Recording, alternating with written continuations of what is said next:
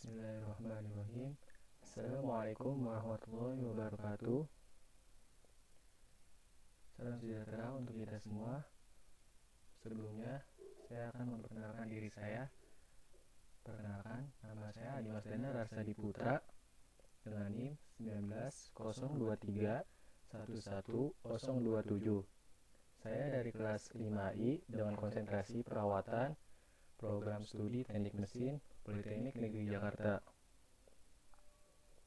Ya, pada kesempatan kali ini saya akan membahas tentang mata kuliah instalasi mesin mengenai instalasi kompresor. Berikut merupakan materi-materi yang akan saya bahas untuk selanjutnya, yang terdiri dari pengertian, penempatan, fondasi, dan pemipaan. Dalam pengertian, sini kita akan menjelaskan apa yang dimaksud dengan kompresor.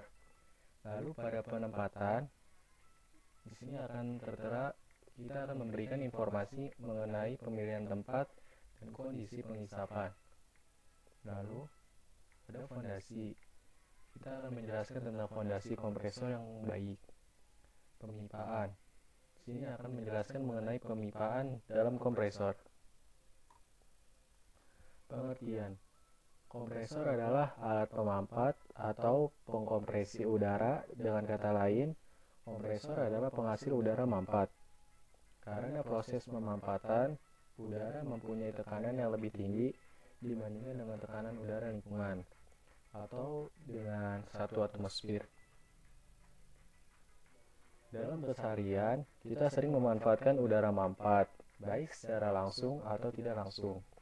Sebagai contoh, udara mampat yang digunakan untuk mengisi ban mobil atau sepeda motor.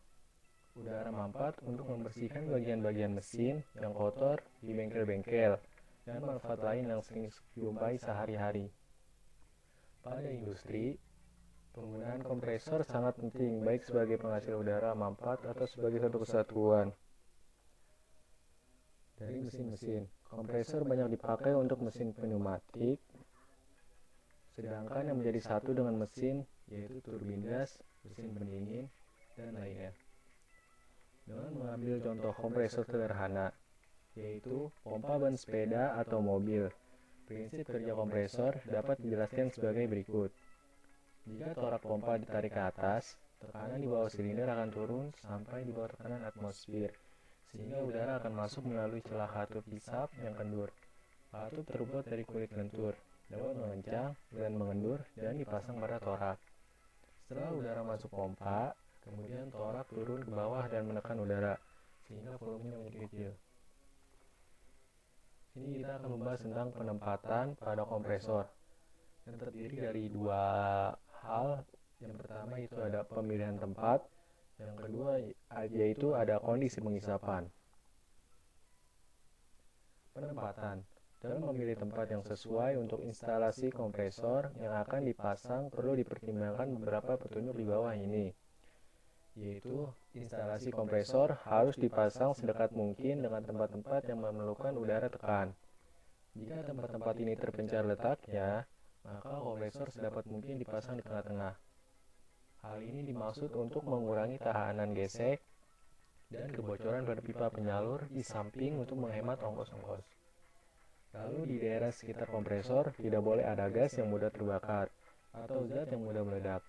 Pengamanan harus dilakukan, sebab gas-gas berbahaya yang terisap oleh kompresor dapat menimbulkan reaksi kimia, bahkan ledakan dan kebakaran. Selain itu, bahan-bahan yang mudah terbakar harus dijauhkan dari kompresor. Pemeliharaan dan pemeriksaan harus dapat dilakukan dengan mudah.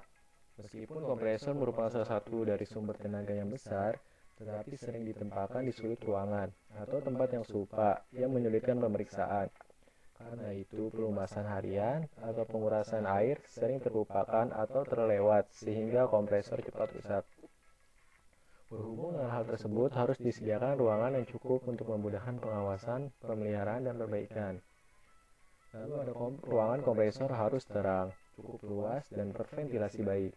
Kondisi lingkungan mencakup cahaya luar dan ventilasi yang memenuhi persyaratan dengan cahaya yang cukup. Apabila terjadi kelainan seperti kebocoran dan lain-lain, akan dapat segera diketahui.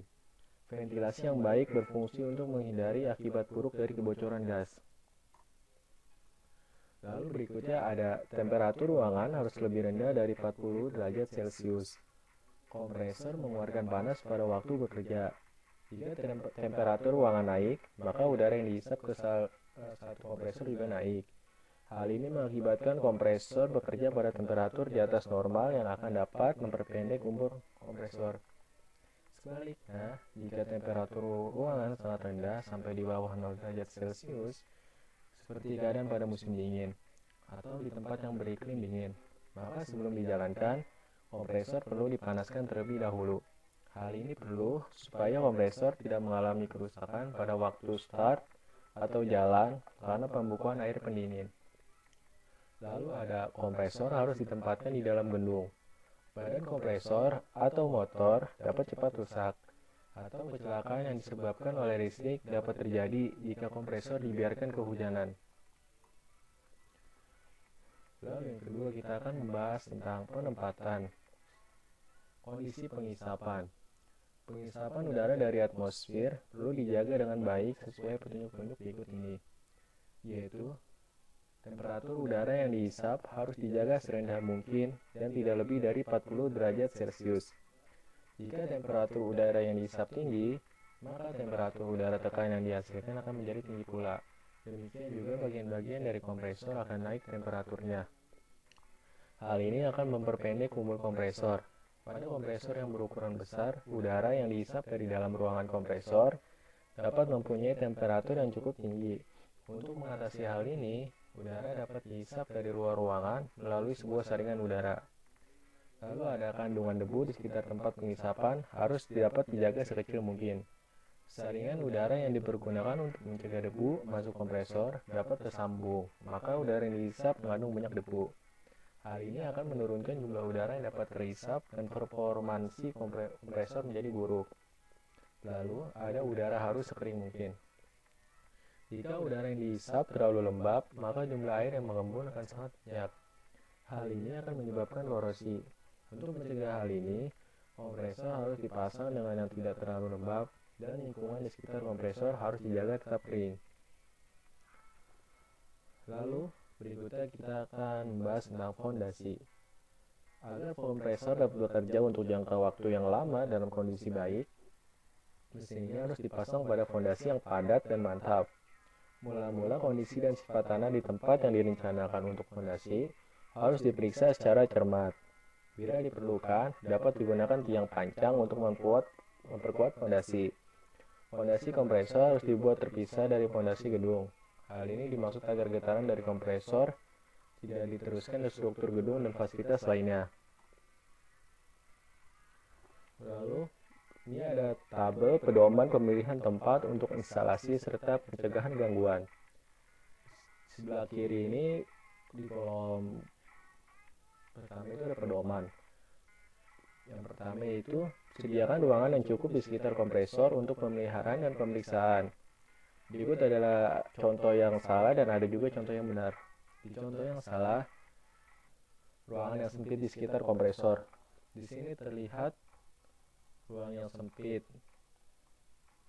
pada kompresor, jadi tidak ada ruang, bahkan ada ruang tapi sangat sedikit sekali.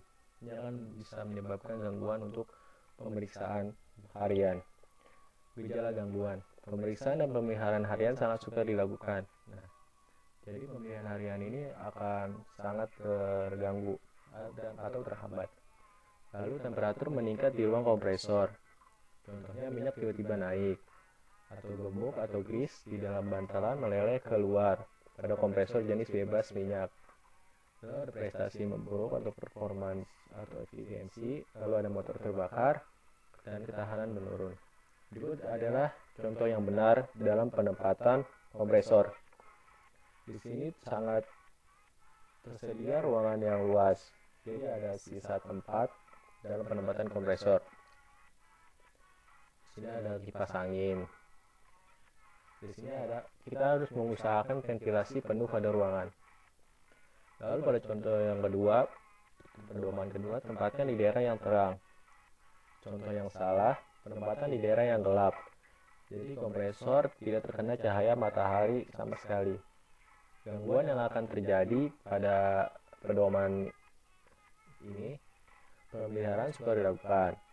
Pemeriksaan juga akan sangat susah dilakukan pula.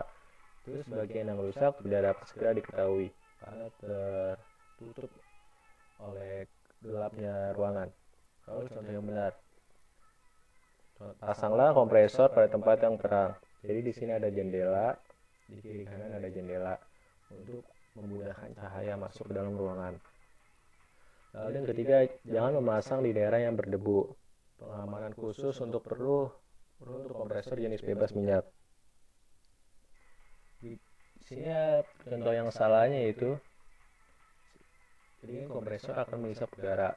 Jika ditaruh atau ditempatkan pada yang banyak berdebu, pada tempat yang banyak berdebu, jadi angin-angin debu akan masuk ke dalam ruangan lalu dihisap oleh kompresor. Jadi kompresor tidak akan dapat menghasilkan udara yang bersih. Minyak debu halus dari tanah, semen, bubuk besi, dan lain-lain di sekeliling kompresor. Gejala gangguan yang akan terjadi yaitu saringan udara akan cepat tersumbat sehingga prestasi kompresor memburuk. Lalu ada kehausan yang berlebihan pada silinder, katup pecah, kerusakan pada bantalan, lalu partikel-partikel asing terjebak dalam udara tekan. Berikut adalah contoh yang benar dalam pemasangan kompresor. Dalam pemasangan kompresor ini kita harus menambahkan pita isap untuk dapat menghisap udara bersih dari luar ruangan. Lalu jangan biarkan debu terisap. Jadi di dalam ruangan ini jendela ditutup agar debu dan udara kotor di luar tidak bisa masuk. Lalu berikutnya, yang keempat, jangan menempatkan kompresor di tempat-tempat yang bersuhu tinggi dan kurang ventilasi. Berikut adalah contoh-contoh yang salah. Yang pertama itu temperatur lingkungan melebihi 40 derajat Celcius. Ini kan sangat panas sekali. Akan mengganggu performansi kompresor. Lalu berikutnya ada kompresor ditempatkan terlalu dekat pada dinding. Jangan bertabrakan dengan tutup sabuk. Lalu sinar matahari langsung. Jadi tidak ada pembatas atau penghalang antara kompresor dengan sinar matahari. Gejala gangguan yang pertama, pada temperatur lingkungan melebihi 40 derajat Celcius, minyak akan tiba-tiba naik, lalu remuk di dalam bantalan meleleh dan keluar. Lalu gejala gangguan pada contoh kedua, aliran udara pendingin kurang lancar. Efek pendinginan akan menurun dan temperatur naik di semua bagian. Lalu pada gejala gangguan yang ketiga, dapat terjadi pemanasan yang berlebihan.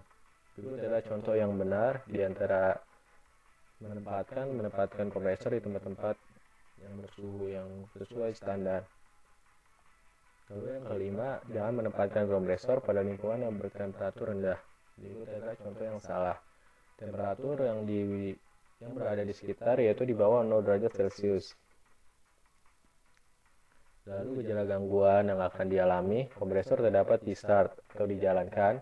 Lalu pelumasan gemuk akan sangat dipengaruhi akibat temperatur di bawah 0 derajat Celcius. Lalu pengatur tekanan, katup keamanan, katup penutup, katup penguras tak dapat bekerja secara semestinya karena ada pembekuan air dari udara yang dimampatkan. Lalu tangki dapat menjadi retak karena pembekuan air di dalamnya. Itu adalah contoh yang benar dalam penempatan kompresor.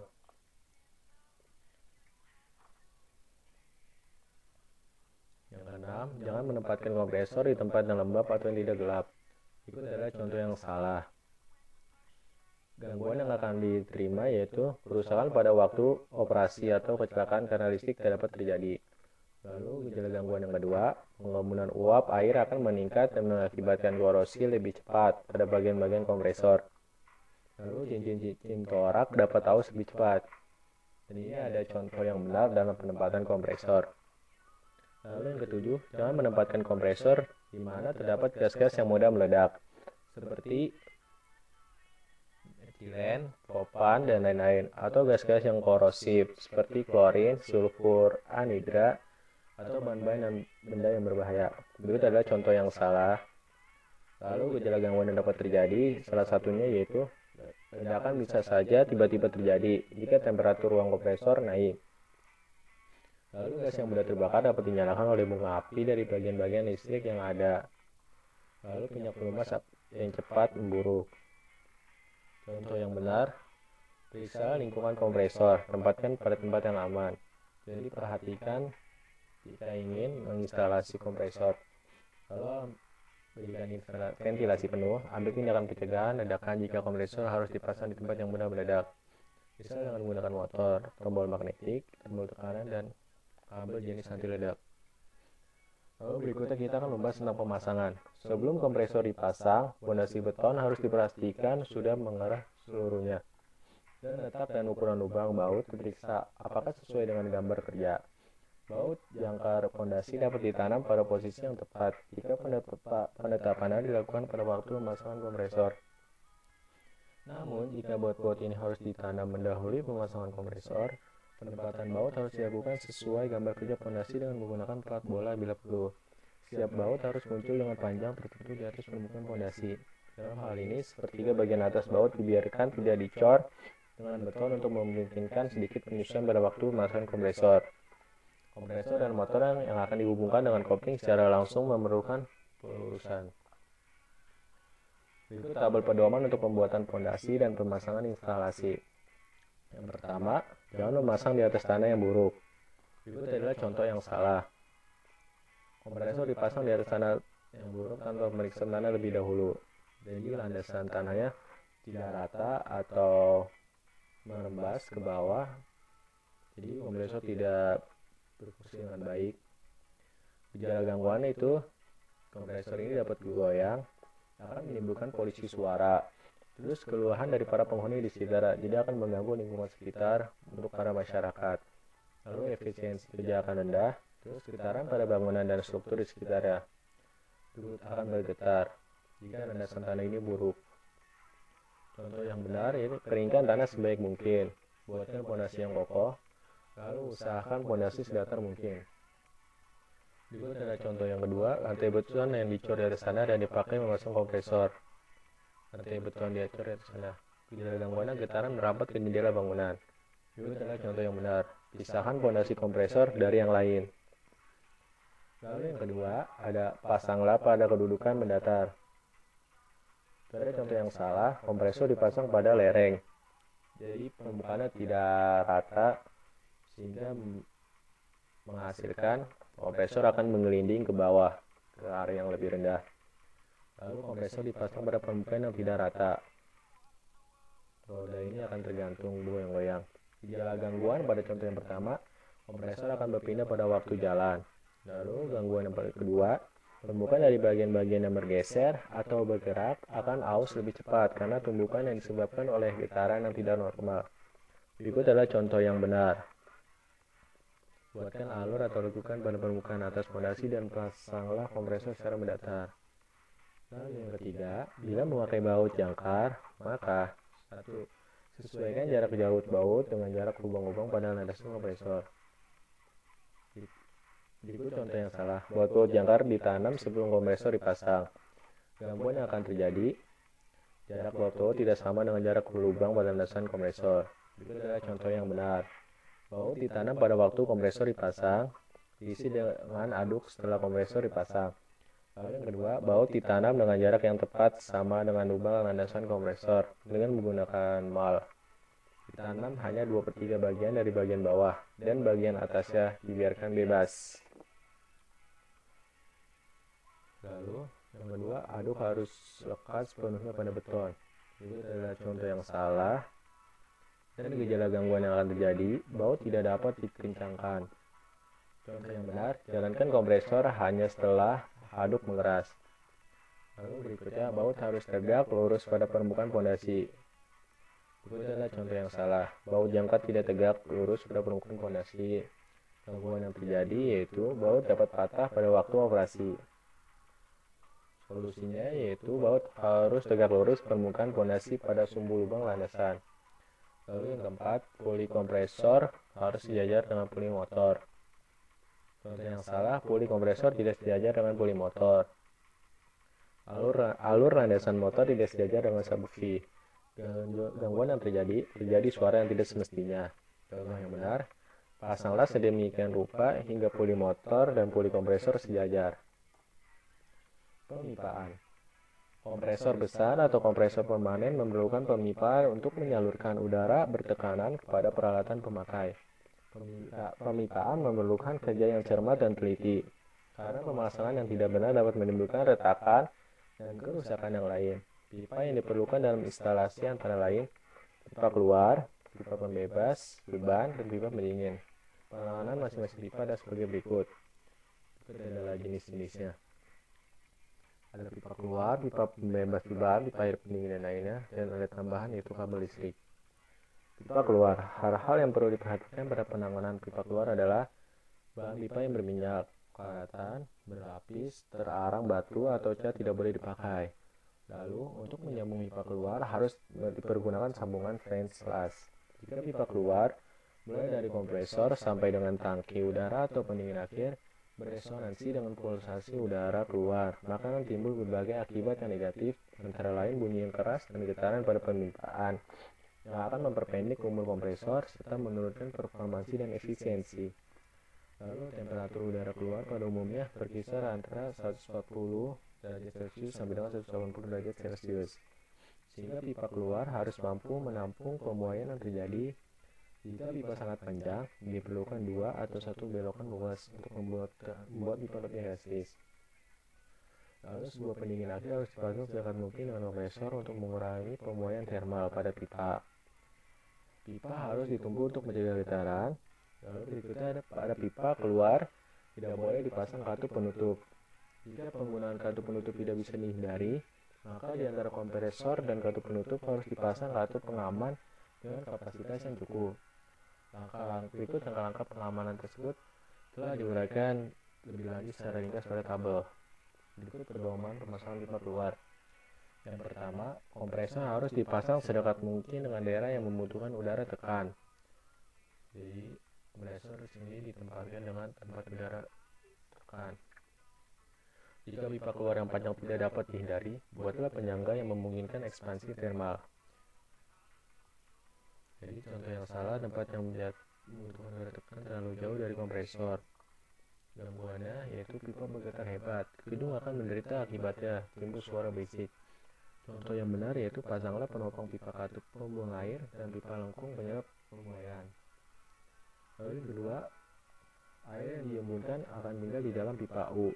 Pasanglah katup pembuang air atau pasanglah pipa U melengkung ke atas. Contoh yang salah, pipa U melengkung ke bagian bawah. Gangguan yang akan terjadi, air yang diembunkan akan tinggal di pipa U. Terjadi korosi pada pipa keluar. Lalu contoh yang benar, pasanglah katup pengering.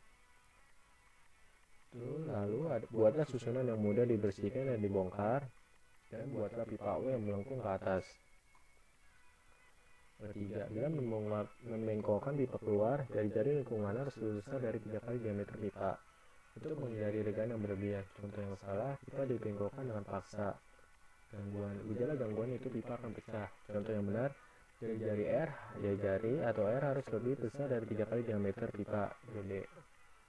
Lalu yang keempat, jangan sambungkan pipa dengan paksa. Contoh yang salah, pipa yang disambung dengan paksa. Gangguannya yaitu akan mengalami kebocoran, mudah terjadi getaran, pecah pada bagian yang mendapat tegangan tinggi. Contoh yang benar, penyambungan las di lapangan tanpa paksa.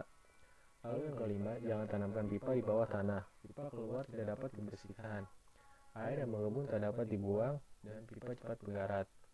Lalu contoh yang benar, pipa tidak ditanam di bawah tanah. Lalu yang keenam, jangan pasang instrumen langsung pada pipa. Berikut adalah contoh yang salah. Instrumen di sini dipasang langsung pada pipa. Gangguan yang akan terjadi, kesalahan pembacaan karena getaran dan pulsasi. Contoh yang benar, pakailah tabung peredam atau pipa penghubung.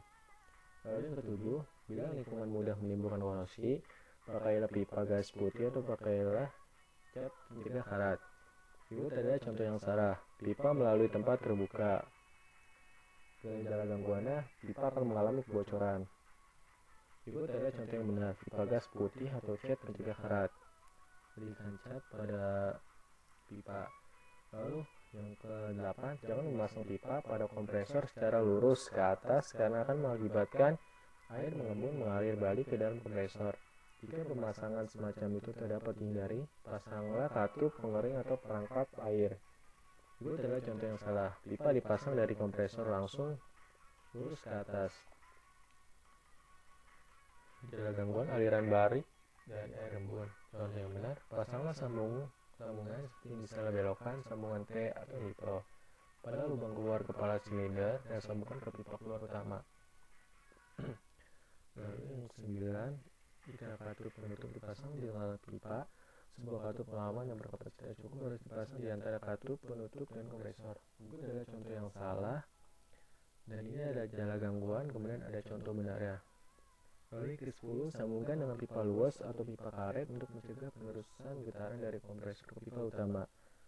Contoh yang salah yaitu terdapat pada gambar.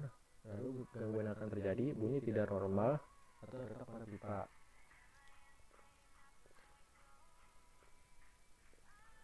Yang kedua, pipa pembebas beban. Hal-hal yang perlu diperhatikan dalam pemasangan pipa pembatas beban antara lain adalah pipa pembatas beban dipasang antara katup pengatur tekanan dan tangki udara. Bagian dalam pipa pembebas beban harus bersih sempurna dari kotoran dan minyak serta cat. Sebelum katup pengatur tekanan dipasang, harus dilakukan penyelupan selama beberapa jam untuk menghilangkan karat, dalam, dan kotoran lain dari pipa keluar, tangki udara, dan pipa pembebas beban. Ukuran pipa pembebas beban harus sesuai dengan yang ditentukan oleh pabrik. Jika panjang pipa lebih dari 10 meter atau sistem tidak dapat bekerja dengan baik, maka harus diambil ukuran yang lebih besar. Lalu berikutnya, pada pipa pembebas beban tidak boleh dipasang katup penutup. Berikut adalah petunjuk-petunjuk umum untuk pembebas beban diberikan dalam tabel. Pertama, hubungan pipa pembebas beban dengan tangki udara.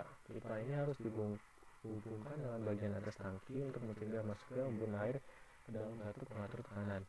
Contoh yang salah berikut ada pada gambar. Pipa pembebas beban dihubungkan pada pipa keluar. Lalu gejala gangguan yang akan terjadi, katup pengatur tekanan tidak bekerja secara sempurna karena tekanan yang berfluktuasi. Lalu contoh yang benar, hubungkan pipa pada bagian atas tangki udara. Jangan biarkan air embun masuk ke dalam katup pengatur tekanan. Berikutnya yang kedua, diameter dan panjang pipa pembebas beban harus sesuai untuk memegang teguh katup pengatur tekanan. Itu adalah contoh yang salah, dan gangguan yang akan terjadi, katup pengatur tekanan tidak bekerja dengan stabil. Itu adalah contoh yang benar. Lalu yang ketiga, jangan memasang katup penutup pada pipa pembebas beban. Jika memang perlu dipasang, katup penutup harus dijaga tetap terbuka selama operasi harus diberi petunjuk. Dan juga ada contoh yang salah, membuka katup penutup dapat terlupakan pada waktu yang kompresor bekerja. Itu adalah contoh yang benar. Pipa air pendingin dan lainnya. Pedoman umum untuk perencanaan dan pemasangan pipa air pendingin dan pipa lainnya diberikan dalam tabel. Yang pertama, air pendingin harus masuk dari pipa bawah dan keluar dari pipa atas.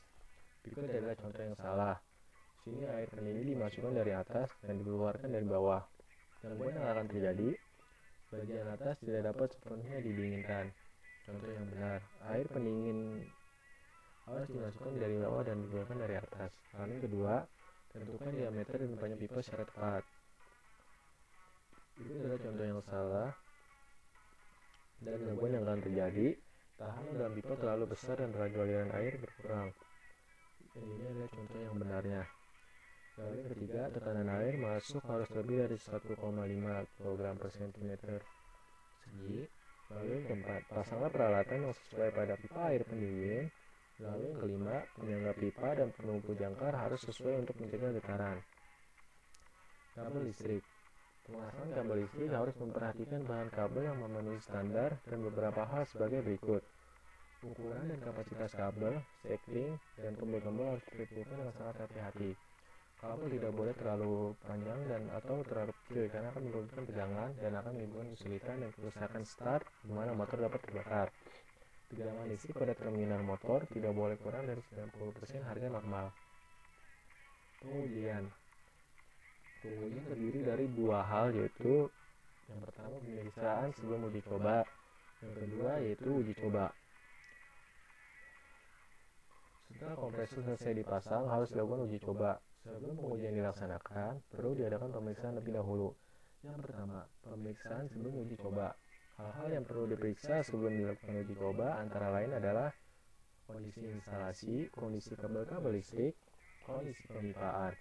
Selain daripada itu, kompresor harus terlebih dahulu diisi dengan minyak pelumas sebelum dijalankan. Pada kompresor kecil, minyak pelumas biasanya dikeluarkan sebelum kompresor dikirim dari pabrik. Kedua, uji coba. Cara melakukan uji coba biasanya diberikan oleh pabrik dalam buku petunjuk. Namun umumnya pekerjaan tersebut mencakup hal-hal berikut. Pemeriksaan arah putaran kompresor. Untuk ini, hidupkan kompresor selama beberapa detik, meyakinkan bahwa kompresor berputar dalam arah sesuai dengan arah panah yang ada. Lalu yang B, operasi tanpa beban. Operasi ini dilakukan dalam running in untuk dapat mendeteksi kelainan di dalam sedini mungkin. Lalu, operasi dengan beban sebagian. Setelah operasi tanpa beban menunjukkan hasil yang memuaskan, tekanan dinaikkan sampai suatu harga yang ditentukan secara berangsur-angsur dengan metode katup penutup utama di sisi keluar. Lalu ada pengujian peralatan pelindung. Pada akhir operasi beban sebagian, kerja katup pengaman dan katup pembebas beban harus diuji. Lalu operasi stasioner dilakukan dengan menjaga tekanan keluar pada kompresor konstan menurut spesifikasi dari pabrik. Selama itu temperatur di setiap bagian getaran bunyi normal, kebocoran pipa dan bagian yang kendor diamati dengan cermat. Lalu yang terakhir ada penghentian operasi. Urutan langkah-langkah penghentian kompresor adalah sarana pentingnya dengan langkah-langkah start dipandang dari sisi umur mesin. Adapun urutan penghentian kompresor adalah sebagai berikut.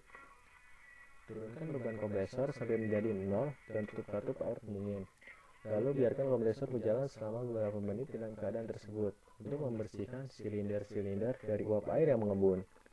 Lalu kemudian matikan motor, buka katup penguras dan katup laluan udara atau fan, dan keluarkan air pendingin. Bila temperatur air pendingin di sisi keluar telah turun, aliran air pendingin melalui pendinginan akhir dihentikan dan air dikeluarkan seluruhnya dari pendingin ini. Lalu buang air embun dari pemisah di pendingin akhir. Udara tekan di dalam pipa keluar harus dibuang. Hal ini perlu untuk mencegah kembalinya air embun di pipa keluar dalam silinder. Sekian presentasi dari saya, kurang lebihnya mohon maaf. Jika ada kekurangan, saya mohon maaf sebesar-besarnya. Assalamualaikum warahmatullahi wabarakatuh.